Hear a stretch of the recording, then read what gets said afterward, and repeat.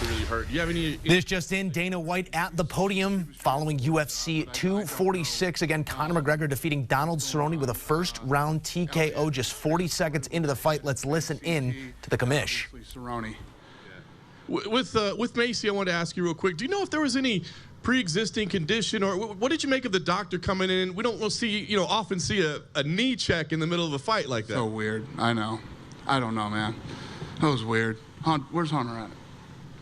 Did you ever find out what that was about? You want to check her knee? All right. All right. Fair enough. Quickly on Cowboy's condition, precautionary, or does it look like he has a broken orbital, or do we know? I thought he had a broken nose. But I don't know. What do I know? Fair enough. Let's get to the main event. Conor McGregor, obviously an incredible victory for him tonight. What were your thoughts on his performance? I was blown away. He looked unbelievable. You won't hear another peep out of me about fighting at 170. So, I know that there's always critics and there's always somebody who has an opinion. People are going to say that Cowboy was shot, which is total bullshit. And Conor McGregor came out. He looked fast. He hit hard. He had a game plan. And he finished a real tough kid who came to win. Obviously, Conor McGregor is great for UFC business, but I wonder, Manny Pacquiao's team has already sent out a poster of him. Floyd Mayweather has just now sent out a poster of, the rematch. And, is this going to be good for you, or is this bad for you now that Conor's going to be so much in demand again that now you got to go through all these options and figure out what works? Was Conor out of demand? No. Yeah. These are great problems to have. I'll deal with them. Nice. I know you don't typically release numbers, but can you give us an idea of, how this pay-per-view is looking? Killed it. Killed it. Like the number that we did on streaming service is unbelievable. Yeah. Let me tell you what, and I got to say this publicly too, because the job that ESPN did promoting this fight, I have never seen anything like it. You guys have been in the fight business for a long time.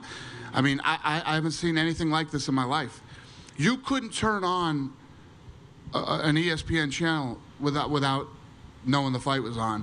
One of my friends was showing me today, and I don't know this shit, but there's on your phone, there's like malls that you can go to, right? Like a mall. You can go shopping and buy stuff from all these different stores. To get into the store to buy, you had to get through the Conor McGregor Cowboy fight first and select to buy it or don't buy it or whatever. So I just have to say, the job that they did promoting this fight is second to none. It was amazing. So coming into this fight, you teased that, hey, if Conor wins, you really like the idea of a lightweight title rematch. But this week, there's been a lot of fan demand, it seems like, for him versus Masvidal. And now that you're saying, hey, you like him at 170 pounds, what do you think makes more sense, a lightweight title fight or maybe this fight with Masvidal? Yeah, listen, every time there's somebody out there fun, there's always somebody fun that can match up with Conor, and everybody wants to fight Conor. Everybody's wanted to fight Conor for the last however many years. When you look at what makes sense, right, we're at a place right now where Conor was saying, going into the Khabib fight, he had lots of personal stuff, some stuff self-inflicted. He had injuries. He had all these things going on. And he has been obsessed with getting that rematch because he knows that he wasn't, 100% right. And when you look at this for Khabib is 28-0. He's undefeated, right? You start talking about this kid's legacy. First of all, to go 28-0 in this sport is, I don't care who you fought, it's tough to do. Right? Well, this guy's the world champion. And after tonight, and with how Khabib won the first time, and how famous Khabib has become since that first fight, we're looking at, like, Hagler Hearns. We're looking at, like, Ali Foreman, Ali Frazier. This is a massive fight with global appeal. It's the fight that you make. It's the fight that makes sense. It's for the 155-pound title. If Conor and Masvidal fight, neither one of them even have a title, although Conor does want his BMF title. But he doesn't have a world championship. So Khabib's the fight to make.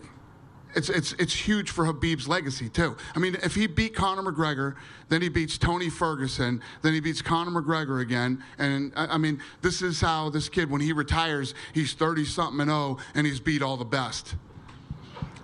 Crazy. Last thing for me, Dana, Cowboy, want to get your thoughts on him. I mean, obviously a future UFC Hall of Famer and all-time great. You said it. People are going to criticize, say shot, that sort of thing. What do you see for Cowboy moving forward? I mean, would you recommend he only fights at 155? Do you want him to take time off? What would you do? He fought a 55-pounder tonight. You know what I mean? It's just like, people are going to do it. It's just you can't stop it. This is what people do. Media, fans, whatever. Conor McGregor looked ridiculous tonight. Nobody saw that coming. Nobody. And the way that he went in there, the way that he did it, he looked fast, he looked sharp, he looked strong, and it was all about Conor. Had nothing to do with Cowboy being shot or anything like that. Kev? Hey, Dana. You know, everybody talks about Conor's physical skills, but do you think what separates him maybe from a lot of guys is his mental ability? And it seems like, you know, he's a good game planner, and he just has that ability to put everything else out of the way and kind of focus on a fight, and it might be the thing that separates him from a lot of guys. That kid has an incredible fight IQ, and he has the speed, the power, and the ability to back it up and implement.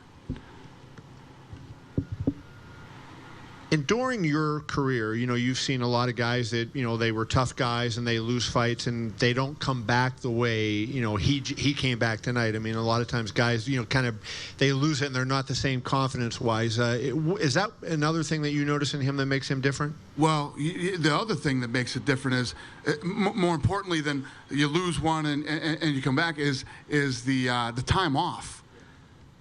Time off is usually never very good for fighters. You stay active, you stay in better shape, your timing is better, all that stuff. And many of you know throughout the years with me talking, I'm a big believer in ring rust. I believe in ring rust. It's real. I've seen it. I've seen it happen. I've seen it play out. We didn't see it tonight. And last thing for me then, you know, I told you I thought a Khabib fight would do $3 million with Conor, right? So I'm in agreement with you, but I'll bet it does more. Okay. Listen, when you said that, I was with you. I'm telling you right now, Khabib versus Conor is the biggest fight in the company's and the sports history, but I think it might rival Conor and Floyd. Interesting. So I just throw this out. I mean, he said he would fight in March if that was there. You got 40 seconds. Here's your problem that you have if you wait for Khabib, don't you? Khabib's no guarantee to win, number one. Right. And then number two, if Conor fights in March, now you have him sort of on the same path, and then as soon as he wins, he's ready to fight the winner, as opposed to if, let's say, Khabib loses, now you don't know you have a rematch or what you do. Doesn't it make sense to bring him back and maybe put that Masvidal fight on underneath Adesanya, and you have or in front of Adesanya, but you have him fight again, gives you another big fight at the start of the year and keeps him active. As he only fought 40 seconds, as good as he looked. Yeah. Yeah, I mean, there's a lot of different things that make sense that you could do. I gotta see what he wants to do. You know what I mean? I know he wants this fight, and I think he's willing to wait to get it. So we'll see. Listen, do I want Conor to fight 3 more times this year? Sure. You know, do I want to see Masvidal Conor? Sure. But you got to do what makes sense too. And I just really think the Khabib Conor fight is big for both of their legacies and obviously for the sport. Hi, Dana, to your right. Hi. Hey there. So Mark Davis, the owner of the Raiders, was here tonight. How interested would you be to put that Khabib and Conor fight in Raiders Stadium? That is not what I thought you were going to ask me, but yeah, I think that the Khabib Conor fight, you know, could be done anywhere. It could be done in a stadium somewhere. You know, it could be done at Madison Square Garden, Dallas, Texas Stadium. The O2, I mean, you could do that fight anywhere. So we need to sit down and look at what makes the most sense.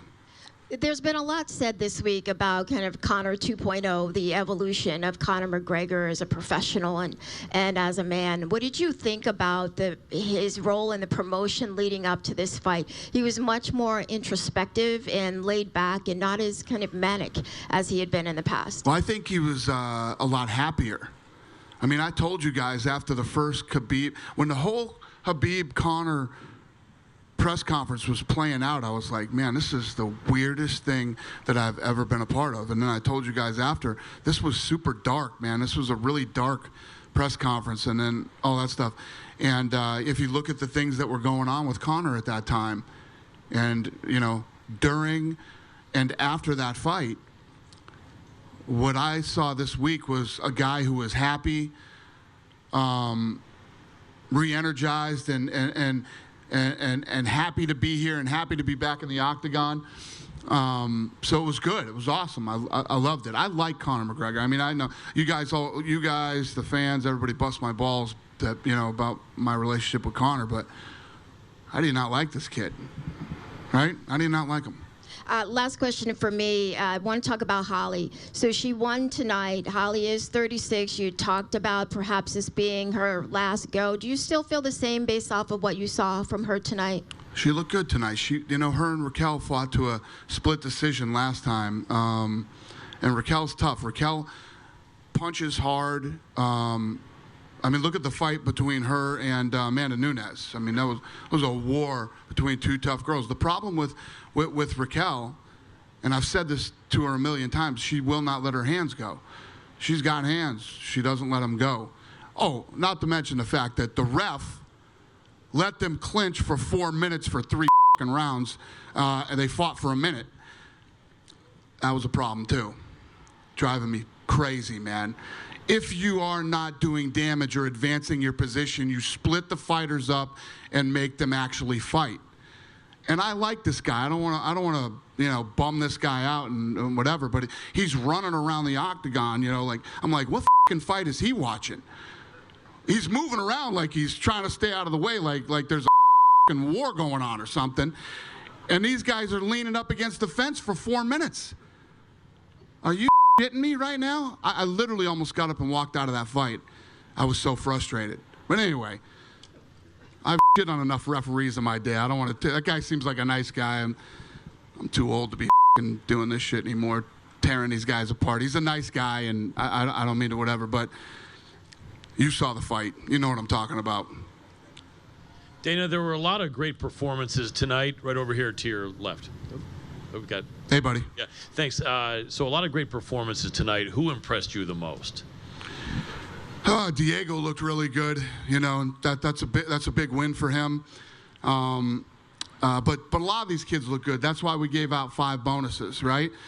How you not going to give Conor a bonus? Right, of course. Right. So, and Conor makes $1 zillion. So I had, you know, I felt bad not giving one of these other kids a bonus too. So we gave them all bonuses. But he looked good. I mean, look at Dober. I don't know if you saw if you don't know, now you know.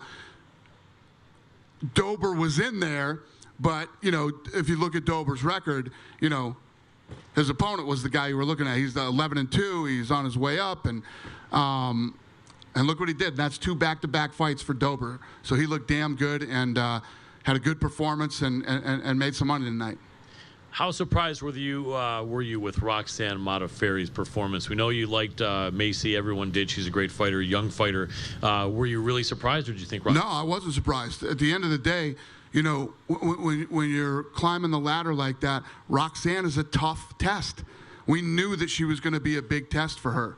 And if her knee didn't pop out, you know, maybe it would have been a different fight. Because one of the things about Macy that I love, and I can't remember who she was fighting, but you guys might remember, she got her whooped the first round, went back to the corner, readjusted, you know, and came out and finished her in the second round. So who knows how the fight would have gone if her knee didn't pop out, but these things happen. She's young, she's talented, she's tough, and she'll be back. I agree. Speaking about Diego Ferreira, I think he's probably due to fight a top 10 opponent soon, and he seems like a guy for real. You have any plans for his future that come to mind? Yeah, he looked good tonight. So, and like I said, beating Anthony Pettis, and Pettis is ranked number 11 right now, so big win. What you don't want to do when you're that kind of guy is bust too far into the top 10. So we'll figure out what's next for him. Last one for me. Obviously, it's not a pleasant subject, Alexa Grasso, that fight falling out. You may have seen that she's saying she's going to 25. She's not waiting or fighting you guys like some fighters do and say, no, give me another chance. She's herself said she's going to 25. Are you going to give her a chance there? How do you feel when someone misses like that, but they take it upon themselves to say, I will go up to the next weight division? Listen, man, I said it the other day, too. We get pissed off when people don't act like professionals and make weight and everything else. Alexa Grasso is one of the sweetest human beings on this planet, and she's a professional, and something must have gone wrong in her camp. I think that if you look at her, she's gained a lot of muscle over the last year, and I'm wondering if that had something to do with her not making weight. But I actually feel bad for her. She's a great kid, and I look forward to seeing her at 25. And for Claudia, I'm sure you're going to want to give her a quick turnaround. Anything? No, I don't. She wants it. I don't want her to have to cut that weight again. She made weight, and she's a savage. She's terrorized. She wants to fight again and all this other stuff. I'm going to talk to some people and see how long we should wait for her to be able to cut weight again. There's no hurry. There's no hurry. Awesome. We're going to do whatever's safe. Appreciate it, Dana. Yep. Yes. What did you make of the stoppage in the main event? Because there was some consensus online that perhaps Cerrone took a few more shots than were needed. I thought you were going to say something else. I was going to be like, what? Yeah, that happened. What was the other fight that happened in? Nasrat Takbaras, Drew Dober. Huh? Yeah, the Dober fight. Yeah. He got hit with like 12 unanswered shots. Yeah, the reffing wasn't 100% tonight. I mean, that's a fact. Okay. I don't know if the Cerrone stoppage was horrible, though. I don't know if I would say that. Well, what would you say about it? At the end of the day, the reality is we're not in there. We're not the refs, and I wish it could be perfect. It's never going to be perfect. It's not perfect in football, basketball, or any other sport, and it's never going to be perfect here. And I think that it's probably one of the toughest jobs in all of sports, because everybody's an expert and everybody's a critic and everybody wants to rip you apart after they don't like the way you did it. But as long as nobody gets hurt, I thought the Cerrone stoppage, never once did I look at the fight and go, they should have stopped that sooner, like I did for the other fight, the Dober fight. And then, so you're saying that the Khabib-Conor fight, should be next, but that seems to be completely based on the fact that Khabib wins the fight with Tony. If Ferguson wins, I said that. Well, what's the plan then? If Ferguson should pull off the upset? Conor wants that belt back. He's going to fight whoever wins. So it's regardless of. Yeah. Okay. And if Robert Whittaker had to pull out of his bout with Jared Cannonier, there's a lot of rumors online about Darren Till stepping up to take that fight. Is there something you can? I think so. I think Darren Till hurt his foot or something, didn't he? Yeah. Ankle? Yeah, he hurt his ankle. Is there any contingency plan for that fight right now? Because Cannonier, yeah, we're working on it. Yep, we're working on it. Okay. We just had a really big fight tonight. It just ended. But we'll get that done, and we'll let you guys know when it's done. All right. And a final one for me. In New York, I asked you about Alexander Gustafsson. You said that you've been in talks, that he is coming back. When we've talked to him, it's kind of like he doesn't want to say too much. So can you give us an update? He doesn't want to say too much? Yeah, he's kind of like, I don't know, we'll see what happens. But yeah, that sounds like Gustafsson. But can you give us an update? I mean, have you spoken to him about a potential timeline for a comeback? No, but he wants to come back. Okay, thank you. Yep. Dana, down here. Hey, a minute ago, you were talking about some of the cities that a potential rematch between Conor and Khabib could happen in, right? Conor wants it to happen in Moscow. Is that even possible? Nope. It ain't happening in Moscow. Why not? Why? Yeah. Why do you think it's not going to happen in Moscow? Pay-per-view, maybe? But I don't There's know. many, many reasons why it wouldn't happen in Moscow. When I just rattled off the places we could do it, those are the places that make sense. You're either going to do it in the UK, New York City, Dallas, Texas Stadium, the stadium here, T-Mobile. Those are all the places that make sense. Realistically, Vegas is always the place that makes the most sense when you have a massive fight. Unfortunately, Khabib is not a big Vegas fan after what happened to him last time. So, I don't know. I think we've seen a very different side to Conor this week. Have you seen that, I guess, before in the lead up to this fight? Because we haven't really seen him for 15 months, and he's come back a very different person. But did you see that before he came back this week? Yeah, I mean, Conor and I have had a lot of good conversations, and, you know, but you never know what's going to happen when Conor shows up and is getting ready for a fight. But he always had told me that he respected Cowboy. He likes Cowboy. Thinks Cowboy's a family man and a good guy and has always fought all the best in the world, you know, and things like that. So I knew he liked Cowboy and respected him. Obviously, in the run-up to the last Khabib Conor fight, things got pretty dark, and as well as after the fight. Would you want the tone, I guess, to tone it down a little bit in the build-up? I would really like that, yeah. How do you do that? I have no idea. I think that the hard part is when you have two guys who truly hate each other, and these guys hate each other. You're always going to have some emotions, especially the week of. They're both cutting weight, and it goes deeper than that, too. The camps hate each other. All the camps hate each other. There's a lot of bad blood there. So, as an organization, we have to do our job to make sure that none of that stuff happens, man. You know? And then, obviously, I know you've seen Floyd's Instagram post about doing Mayweather-McGregor, too. Yeah. Brett, Floyd and I have been talking tonight, too. what have you guys been talking about? What do you think we've been talking about? Listen, we're doing something with Floyd. We're doing something with Floyd, and you know, I don't know. It's like you know, tonight's the night of the fight. You got the Khabib fight coming.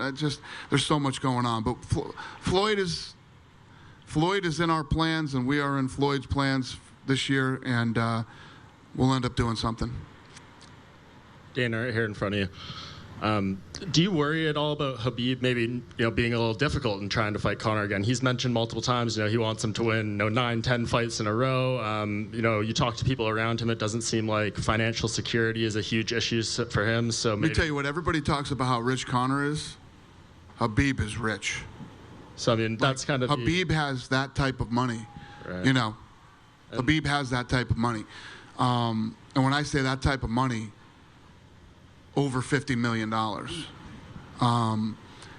So, but the reality is Khabib has never turned down a fight, ever. Khabib doesn't turn down fights. This is not his style. He hates Conor McGregor, and Conor McGregor hates him. So, anytime you talk about one to the other, those are the type of responses you're going to get. Right. And to circle back to Macy Barber, I asked you this question in New York about, her aspiration of being the youngest champion in UFC history and everything, and you're kind of expressing, how you need to matchmake and bring these type of fighters along. She's a minus 1,000 favorite tonight and ends up losing. Is this kind of what you were referencing in that sense, and maybe not pushing someone too quickly still? You never know if somebody's knee's going to pop out during a fight.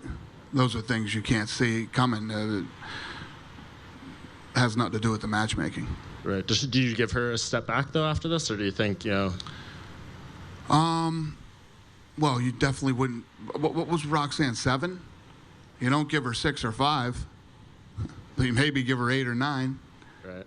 And Alexei Oleinik got a bonus tonight as well.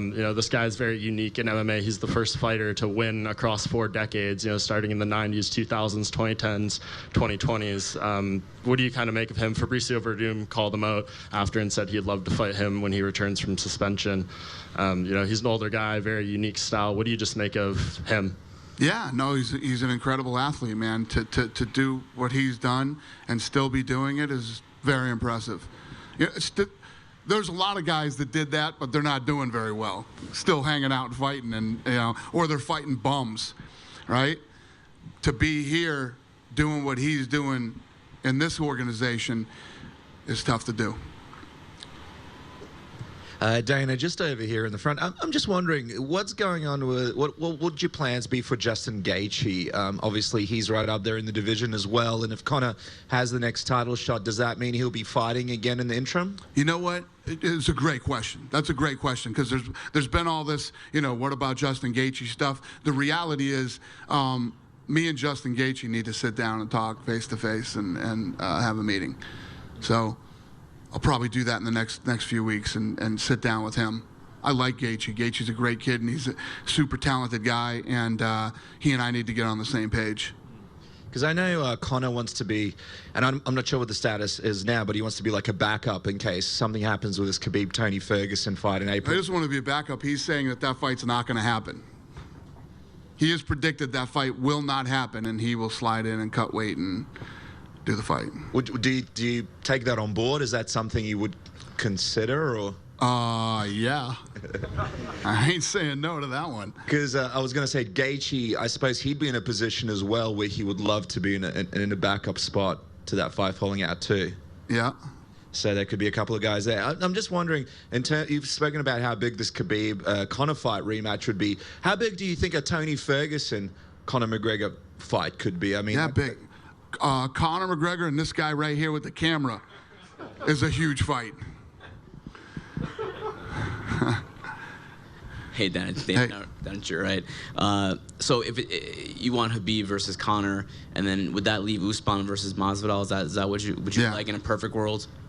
Guys, me, you, and everybody else knows that's the fight to make. That's the fight. The fight is Masvidal and Usman. Speaking of Usman, did you catch that his Twitter got hacked tonight? Yeah. Do you know what happened there? Crazy. I mean, she brought it to me and told me, what do you think the first thing I did was when I read that? And she told me his thing got hacked. The first thing I'd think about this. Think about, did you see the tweets that were going out? Yeah. Right? What do you think the first thing I did was? What did he say? That's probably what I should have done. I called Conor. I said, he got hacked. So don't say anything, don't do anything. Usman and Ali are sitting right in front of where Conor comes out and does the thing. Yeah, so the first thing I did was tell Conor that. And he didn't believe it. He doesn't believe he got hacked. But we had no problem, so. Ali said that the UFC was looking into that. Do you know what the outcome was? Okay. They put his bank account out there and his PIN code. And crazy. It's crazy. Yeah, that's crazy, man. Horrible. And then, I mean, have you thought at all about what's next for Cowboy? He's lost 3 in a row now, but obviously all against the very best in that division. Yeah, he lost to number 1, number 3, and number 4. So, I don't know. I'll talk to him and see what he wants to do. But we all know the answer to that question. He's like the lighter version of Chuck Liddell. It's like this is what the kid does. It's what he loves to do. It's who he is.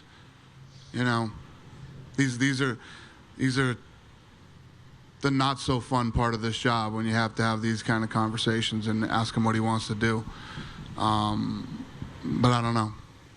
Will you ask him to take like a break or maybe? Yeah. I'd like to guys who are not ranked as high. Maybe? No, that's not what we do here. We don't do that here. So, when the rankings come out on Tuesday, we'll see where he ranks, and that will determine what fights he would fight next. But if you feel like you should fight guys that aren't ranked in the UFC, you probably shouldn't be fighting in the UFC. You should be fighting somewhere else, because there's plenty of places you can go where you can actually make a lot of money. Last thing for me, Nate Diaz has tweeted a bunch of things tonight, a bunch of different things tonight. Have you spoken at all with him? Has Hunter spoken at all with his people over the last few weeks? No. In a perfect world, do you see him fitting into any of these plans coming up this year? I don't know. I don't know. Not off the top of my head, no. I don't know what Nate wants to do next. Thank you. Over here to your left, Mr. White. Yep. Good evening. How are you? Over here. Hey, buddy. Hi, how are you doing? First question. You seem to flick of a mention there that it is a possibility that the UK could house a Conor McGregor fight. 100%. Would that be at Wembley Stadium, as we've seen with Anthony Joshua? Yeah, you could do any of the big venues out there. The Cardiff Stadium as well, the Millennium Stadium, they both take 80, 90,000. Yep. When you go back to the office on a Monday morning, you haven't had Conor McGregor for 15 months. Does it make your job easier? And what I'm asking is he arguably, Conor McGregor, the most complete package we've ever seen in the history of fight sports? Yeah, I mean, this guy is such a huge superstar. I mean, I put him up there with Tyson, Leonard, Ali, all of them. He's got the biggest pay-per-view in pay-per-view history, and he's, how many of the top 10 does he have? I don't even know, but he's one of the biggest stars out there. A lot of times coming up in his career, he's been doubted for his talent, and he proves everybody wrong every time. And I mean, the kid is just such a massive superstar. So does it make my job easier? Yeah, one day out of 365 it does. Yeah, obviously promoting a Conor McGregor fight is fun. It's whatever, but I wouldn't say it makes my overall.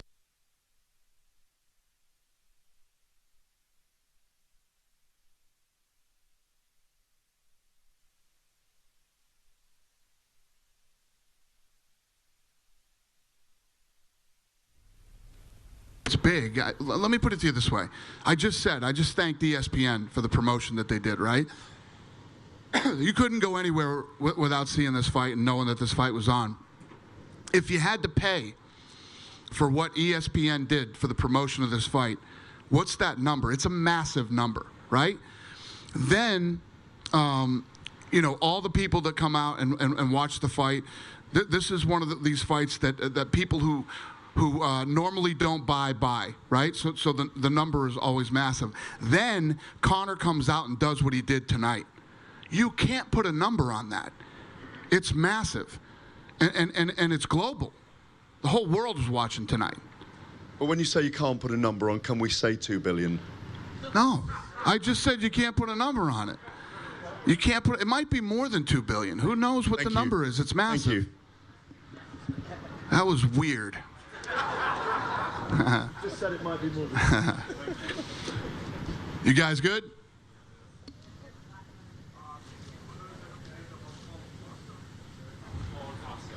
Huh? Paulo Costa? Yeah. Yeah. So May, June. Yeah. So, all right. So May, June, he's supposed to be ready, right? That's if nothing goes wrong during the recovery and whatever. Israel Adesanya wants to fight Yoel Romero, okay? Nobody wants to fight Yoel Romero. Nobody does. And he is, you made a face like somebody might want to fight him. What was that face? You gave me the meh.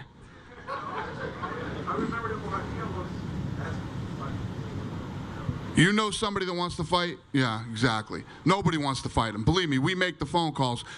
Nobody wants to fight Yoel Romero. Israel wants to fight him. Israel has the title. Israel feels that his legacy will not be complete if he doesn't beat Yoel Romero. How do you not respect that? I respect it. And people will want to see it. And I promise you it will be a great fight.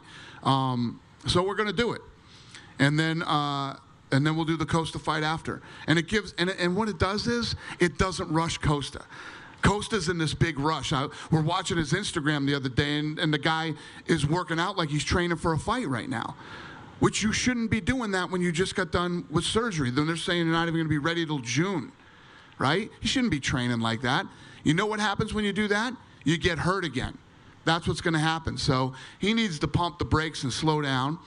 make sure he's 100% and doesn't get hurt again, and then we can do that fight after Romero. Dana, obviously, there's a lot of focus on Conor's behavior, and I think casual fans who watch tonight are just as curious what he's going to do leading up to the fight and after the fight as what he'll do during it. Do you think his attitude in the lead up to this had more to do with his respect for Cowboy, or as someone who knows him well, do you feel like he's changed significantly over the last 15 months? I don't know if you can change significantly in 15 months, but what I said earlier, I think he's happy.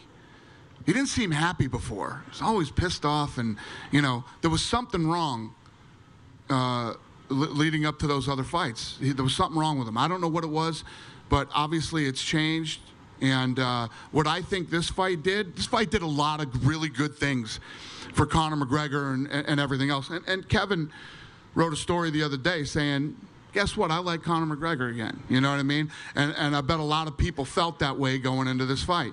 And I think that, especially in the fight business, people forget easily, quickly, and people are forgiving when you come back and you try to get your life back together and you have this great comeback story. And I think tonight was that story for Conor McGregor. You're always going to have people that won't like you, but I think a lot of people jumped back on the McGregor bandwagon tonight and became fans. Did I get everybody? We good? I think. What? Oh, now you want to talk about Tom Brady, right? What was he, what? His opinion of the fight. Oh, how would you not like the fight? I thought, when she asked me the question earlier, I thought you guys were going to ask me, hey, Tom Brady was here, Davis was here, I saw them talking, what's going on? Are you guys Las Vegans or what? Come on, man. If that dude isn't playing for Boston, he's playing here. All right? So, I don't know. I have no idea what I'm talking about, but yeah, he liked the fight.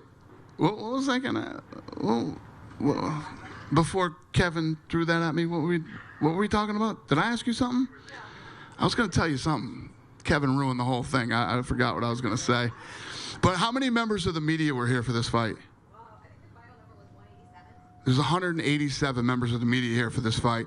And thank you guys all for your work this week. And it was an incredibly successful event. And you guys are all a big part of that. And I really appreciate it. Have a good night.